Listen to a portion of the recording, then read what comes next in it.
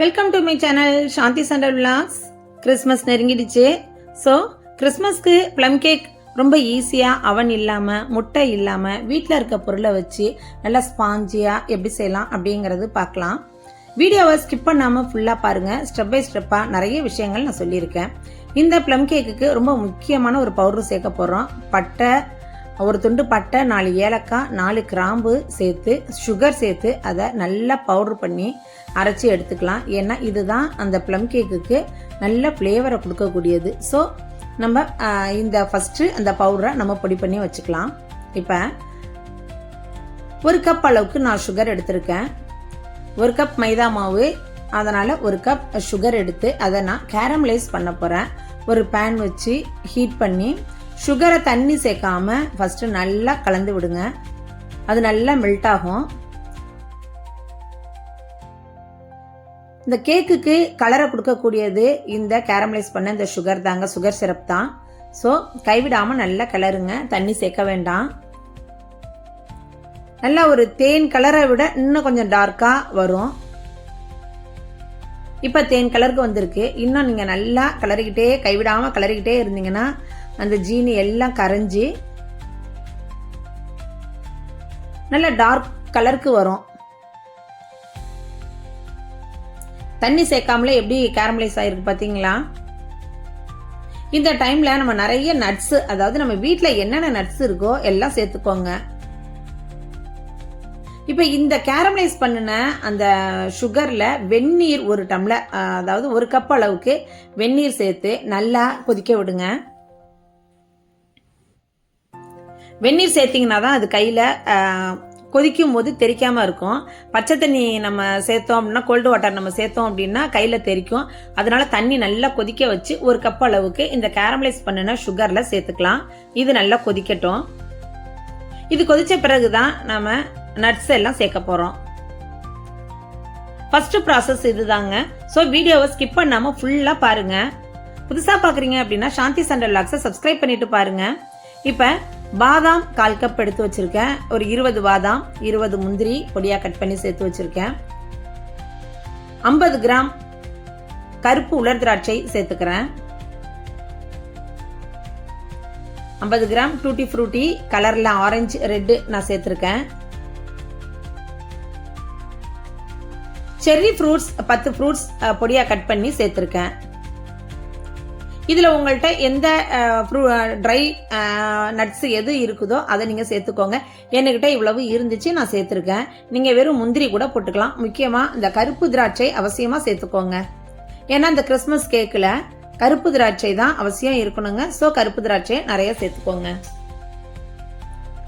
இப்போ இது எல்லாத்தையும் கலந்து விட்டு மூடி போட்டுருங்க. ஒரு 5 நிமிஷம் அது வேகட்டும். ஏன்னா திராட்சை, அந்த முந்திரி எல்லாம், பாதாம் எல்லாம் நல்லா சாஃப்ட் ஆகணும். அதனால 5 நிமிஷம் மூடி போட்டு வேக விட்டுருங்க. இப்போ ஒரு பவுல் எடுத்து 1/4 கப் அளவுக்கு ஃப்ளேவர் இல்லாத ஆயில் எடுத்துக்கலாம். 1/4 கப் பால் சேர்த்துக்கலாம். நான் 1 கப் மைதா மாவுக்கு தாங்க இந்த மெஷர்மெண்ட் சொல்கிறேன். இது மாதிரியே செஞ்சீங்கன்னா ரொம்ப சூப்பரான கேக்கு. நீங்கள் கடையில் வாங்கணும்னு அவசியம் கிடையாது, வீட்டிலையே ஈஸியாக செஞ்சிடலாம். இப்போ பாலையும் எண்ணெயும் நல்லா மிக்ஸ் பண்ணி விடுங்க. 1 கப் மைதா மாவு எடுத்திருக்கேன். இது எல்லாத்தையுமே நல்லா சலிச்சு சேர்த்துக்கலாம். பொடி பண்ணி வச்சோம் இல்லையா, பட்டை, கிராம்பு, ஏலக்காய் பவுடர் சுகரோட சேர்த்து அதையும் இதில் சேர்த்துக்கலாம். 1 ஸ்பூன் பேக்கிங் பவுடர் சேர்த்துருக்கேன். 1/2 ஸ்பூன் பேக்கிங் சோடா, அதாவது சமையல் சோடா வீட்டில் யூஸ் பண்ணுறது போட்டிருக்கேன். 1/4 ஸ்பூன் சால்ட்டு சேர்த்துருக்கேன். அது அப்படியே இருக்கட்டும். இந்த பக்கம் நம்ம இதை கிளறி விடலாம்.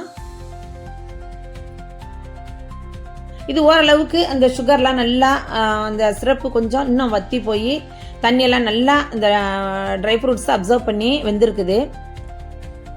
அது அப்படியே இருக்கட்டும். கொஞ்சம் நேரம் ஆற விடுங்க. இப்போ இது எல்லாத்தையும் நல்லா சலிச்சு எடுத்துக்கலாம்.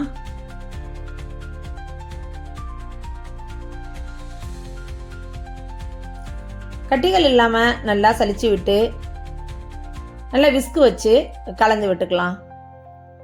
பால், ஆயில், அதோட இந்த பவுட்ரு இது எல்லாத்தையும் சேர்த்து நல்லா கலந்து விடுங்க. கொஞ்சம் திக்காக தான் இருக்கும்.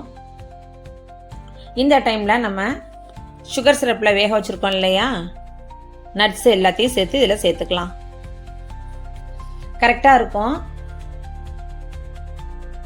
உங்களுக்கு தண்ணி ஆயிடுச்சு, தண்ணி இருக்குது, ரொம்ப தண்ணியாக இருக்கிற மாதிரி இருக்குது அப்படின்னு நினச்சிங்கன்னா இன்னும் கூட 2 ஸ்பூன் நீங்கள் மைதா மாவு சலிச்சு சேர்த்துக்கலாம். இது நல்ல கரெக்டான பதத்துக்கு இருக்குங்க. சுகர் சிரப்புக்கு 1 கப் ஹாட் வாட்டர் நல்லா கொதிக்க வச்சு ஊற்றுனீங்க அப்படின்னா நல்லா இருக்கும். ஒரு 5 நிமிஷம் நீங்கள் இந்த ட்ரை ஃப்ரூட்ஸ் எல்லாம் வெந்த பிறகு பார்த்தீங்கன்னா நல்லா திக்காகி நல்லாயிருக்கும். இது இப்போ எல்லாத்தையும் நல்லா மிக்ஸ் பண்ணியாச்சு. நம்ம கட்டிகள் இல்லாமல் அந்த மாவோட சேர்த்து எல்லாத்தையுமே மிக்ஸ் பண்ணியாச்சு. இப்போ அடிகனமான பாத்திரத்தை ஒன்று வச்சு கீழே சால்ட்டு பொடி தூள் உப்பு சேர்த்து அது மேலே ஒரு ஸ்டாண்ட் வச்சு 10 நிமிஷம் ஹை ஃப்ளேமில் வச்சு ஸ்டவ் ஆன் பண்ணி விடுங்க.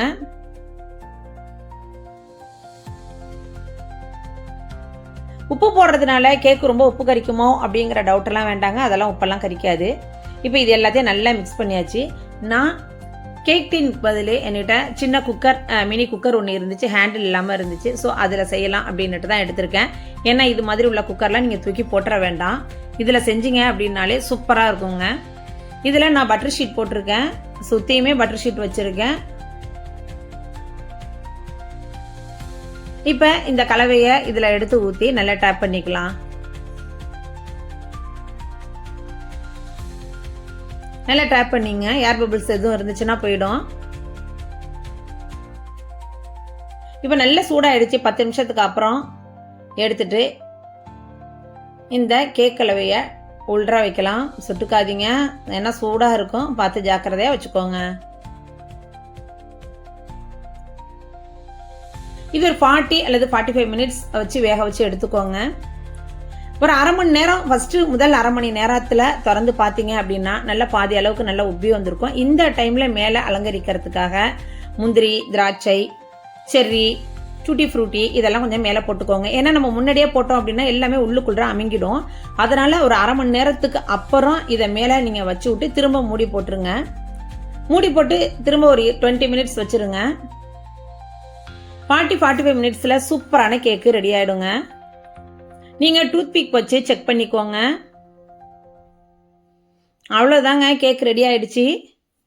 கரெக்டாக எனக்கு இந்த கேக் செய்ய 45 மினிட்ஸ் ஆனிச்சு. ரொம்ப சூப்பரான ப்ளம் கேக் கடையில் வாங்காமல் நம்மளே ஈஸியாக வீட்டில் அருமையாக செஞ்சிடலாம். வீட்டில் இருக்க பொருளை வச்சே குழந்தைங்களுமே நம்ம வீட்டில் செஞ்சோம் அப்படின்னாலே ரொம்ப சந்தோஷமாக ஆசையாக சாப்பிடுவாங்க. கண்டிப்பாக இந்த ரெசிபியை நீங்கள் வீட்டில் செஞ்சு பார்த்துட்டு எப்படி இருந்துச்சு அப்படிங்கிறத கமெண்ட் பண்ணுங்க. புதுசாக பார்க்குறீங்க அப்படின்னா சாந்தி சண்டல் விலாக்ஸை சப்ஸ்கிரைப் பண்ணிட்டு பாருங்க. உங்கள் ஃப்ரெண்ட்ஸ் அண்ட் ரிலேட்டிவ்ஸ்க்கு நிறைய ஷேர் பண்ணுங்க.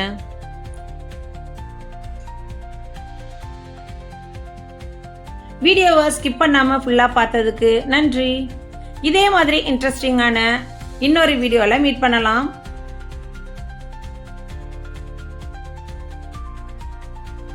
நல்ல ஸ்பாஞ்சியாக சூப்பராக கலர்ஃபுல்லாக எப்படி இருக்குது பாருங்கள். கரெக்டாக கிறிஸ்மஸ் கேக் எப்படி இருக்குமோ இது மாதிரி தாங்க செய்வாங்க.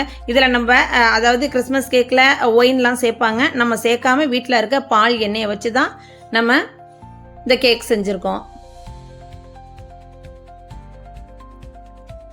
அந்த கேரமலைஸ் பண்ணி நம்ம ஊற்றுனதுனால கலர் எவ்வளோ சூப்பராக கிடச்சிருக்கு பார்த்தீங்களா.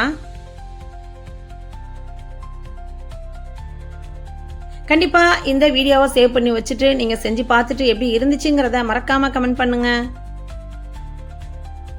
தேங்க்யூ.